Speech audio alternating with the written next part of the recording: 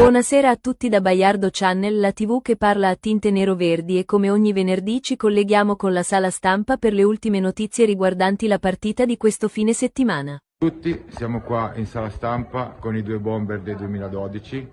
Presentatevi ragazzi e dite cosa pensate di questa stagione e come sta andando.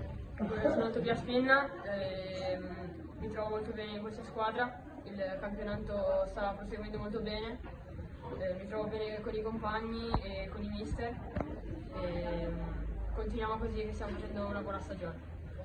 Io sono Leonardo Peterillo, concordo con quello che ha detto il mio compagno, credo che abbiamo fatto dei buoni acquisti e il campionato sta andando molto bene. Ok, va bene, grazie. Ringraziamo i ragazzi dei 2012, buona serata.